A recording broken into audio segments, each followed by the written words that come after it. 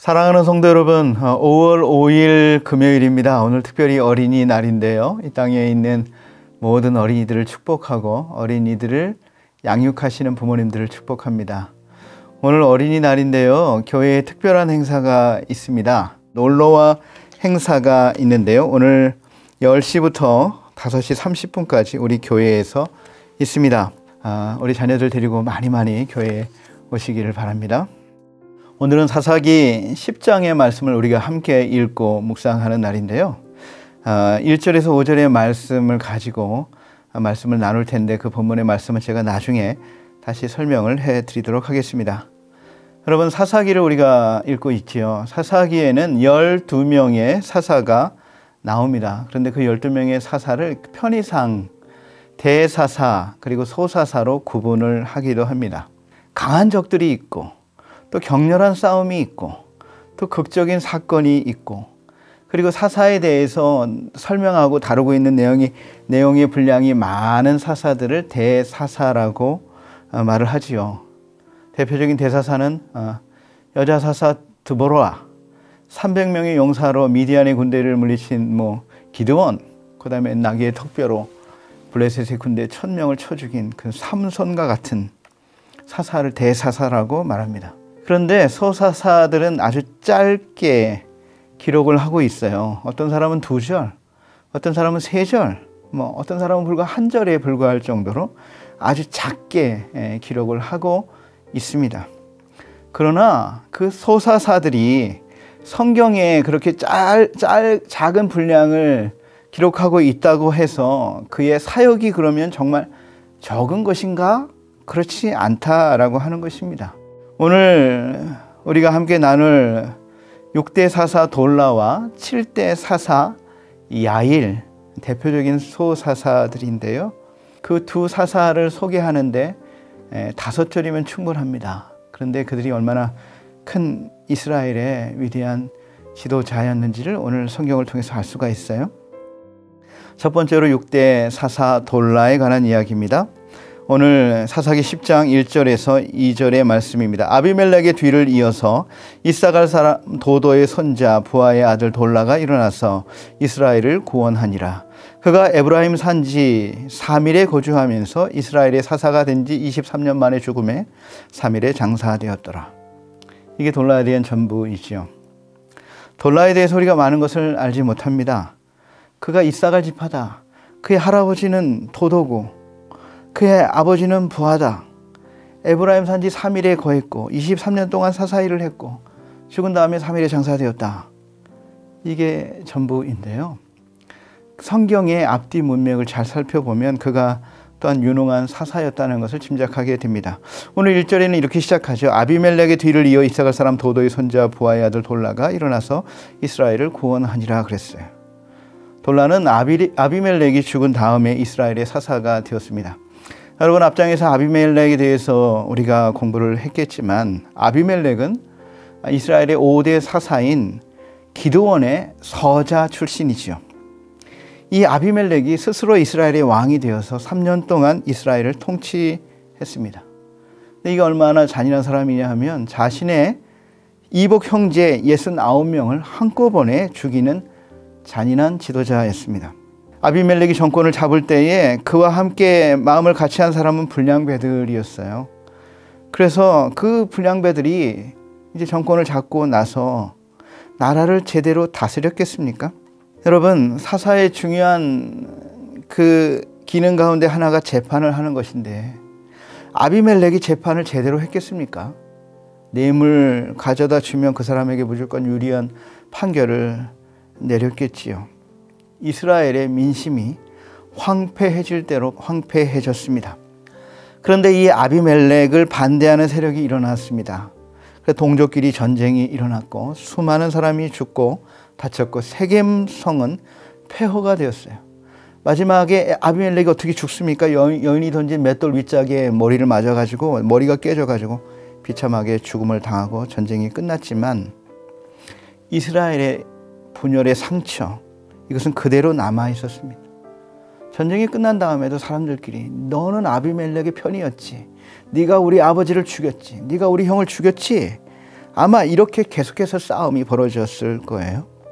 그들에게 분열과 반목의 상처가 그대로 남아 있었을 것입니다. 그런 이 아비멜렉이 죽은 다음에 사사 돌라가 일어나서 이스라엘을 구원했다 이렇게 말하고 있습니다. 이걸 보면 이 사사 돌라는 다른 사사들처럼 다른 사사의 사이클이 있지 않습니까?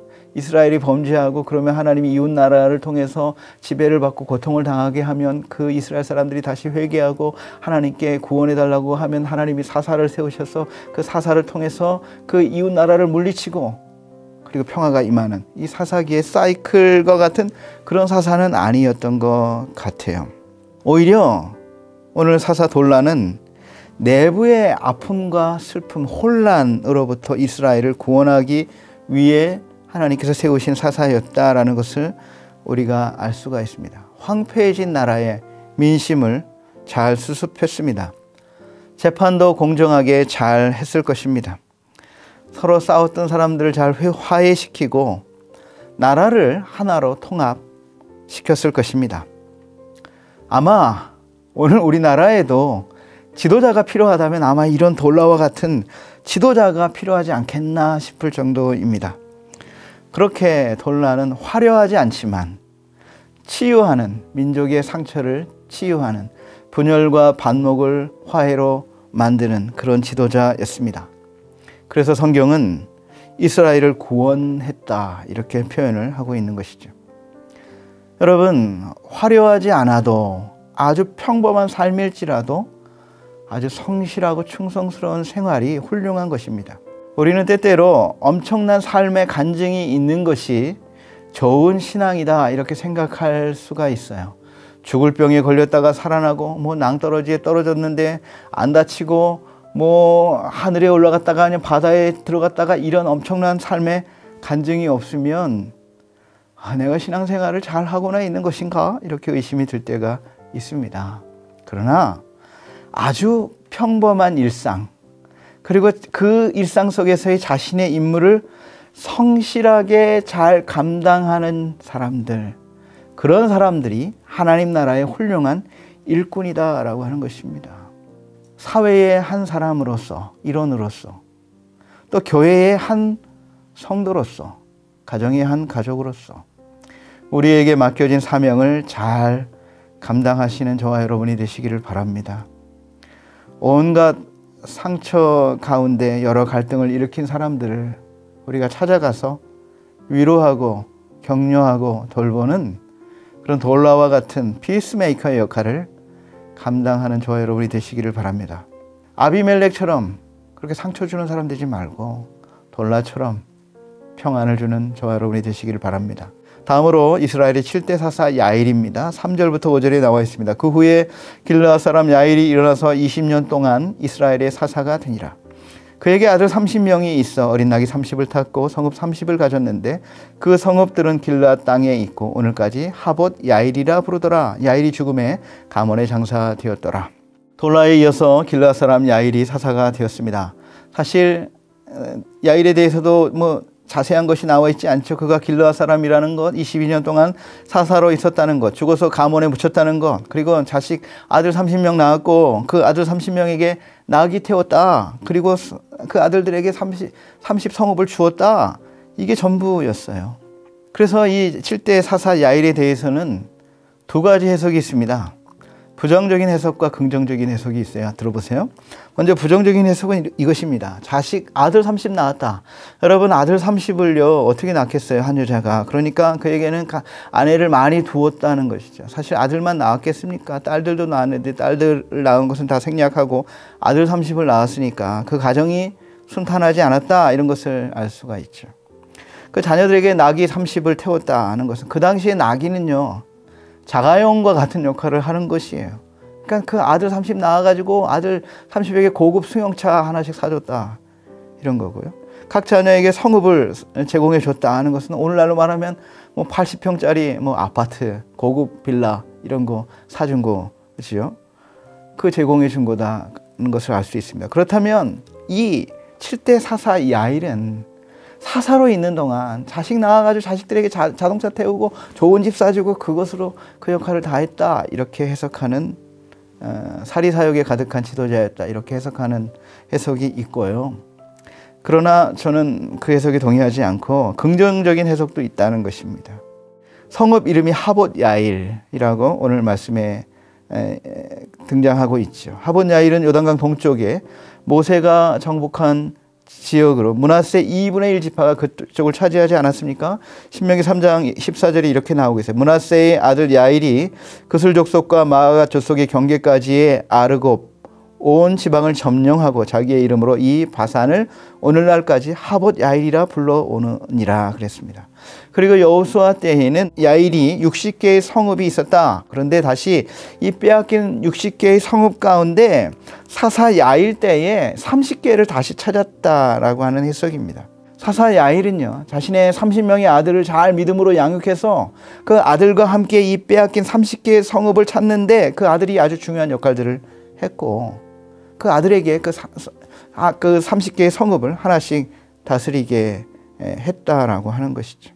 자녀들을 잘 양육해서 그 나라를 회복하는 데 큰 역할을 하게 했고 나라를 잘 다스리는 데 자녀들에게 위탁했다는 긍정적인 해석인 것이죠. 야일은 드보라나 기드온 같이 전쟁에서 큰 구원을 이룬 사사는 아니었습니다. 삼손처럼 아주 극적인 모습, 그런 모습은 없었어요. 하지만 그가 다스린 22년 동안 나라가 평안했어요. 아무 전쟁도 없었어요. 아무 사건도 없었어요. 평안히 나라를 인도했습니다. 대사사들에 비해서 극적인 구원자는 아니었지만 자녀 교육 잘 시켜가지고 자녀들과 협력해서 이스라엘을 복되게 한 사사였다라고 하는 것입니다. 그로 인해서 하나님 앞에서 이스라엘을 다스린 한 사사로 기록되었다라고 하는 것입니다.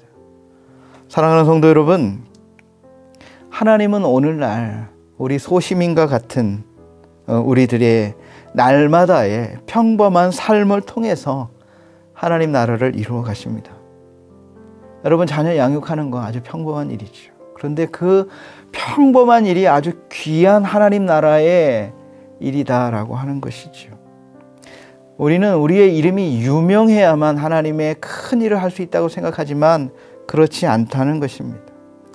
하나님이 기뻐하시는 삶은요, 그 삶이 부유하든 가난하든 우리의 이름이 유명하든 유명하지 않든 그것과 관계가 있지 않다라는 것입니다. 오늘 돌라와 야일과 같이 유명하지 않지만 자신의 맡겨진 사역들을, 자신의 맡겨진 사명들을 자신의 자리에서 성실하게 감당하는 사람, 이런 사람들이 하나님 나라의 위대한 일꾼이 될 수 있다라고 하는 것입니다. 저와 여러분이 바로 그런 하나님 나라에 인정받는 그런 귀한 일꾼으로 쓰임받게 되기를 주님의 이름으로 축원드립니다. 참으로 좋으신 하나님 아버지, 우리를 우리의 자리에서 평범하지만 하나님이 맡겨주신 사명을 충성스럽게 감당함으로 해서 하나님 나라의 큰 일꾼으로 사용하여 주시옵소서. 예수님의 이름으로 기도드리옵나이다. 아멘.